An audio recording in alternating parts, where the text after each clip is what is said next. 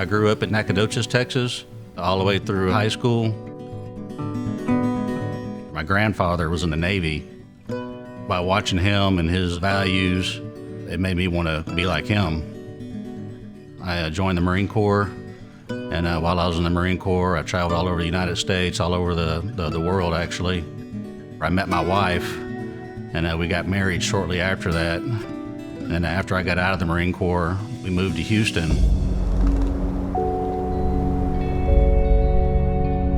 I had my annual checkup to my doctor, and I told him one of the concerns I had it looked like some kind of mass just below my tailbone. You know, I thought maybe it was a hemorrhoid.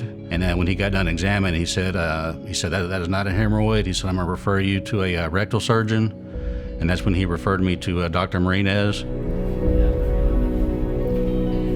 He actually did a biopsy on the spot, and within 45 minutes, he knew that it was a malignant tumor, colorectal cancer. I have a lot of friends I went to school with that were diagnosed with some form of cancer, and a lot of them aren't alive today. So whenever I got that diagnosis, it was it hit home pretty hard. A lot of the fear I had, I tried to hold inside so my wife and my daughter wouldn't see it. You know, I want to try to stay strong for them. So I've always been a pretty positive person. And my first thought was, okay, Dr. Marinez, what do we got to do to fix this? Let's get it done.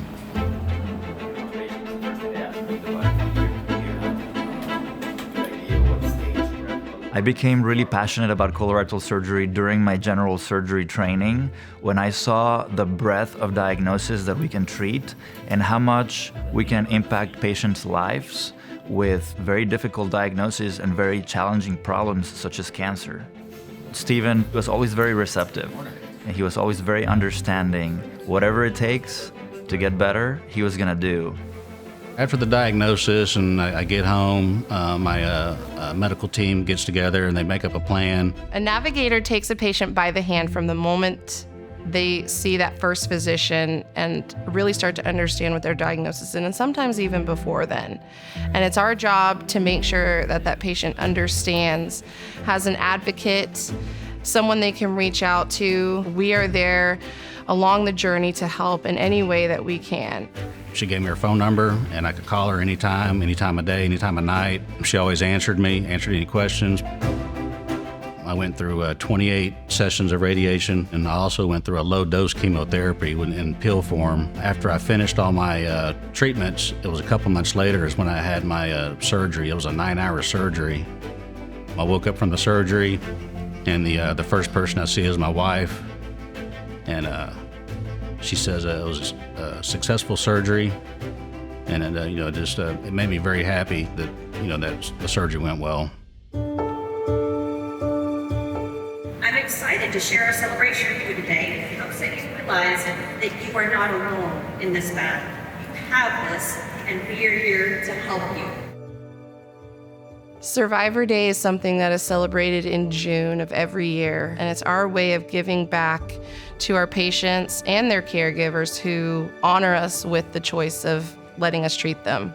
When I first learned of my cancer diagnosis, I started a journal so I'd have something to look back on. Stephen was kind enough to share with me a letter that he had written on the 1-year anniversary of his cancer diagnosis. 1 year ago today was the day that changed my life.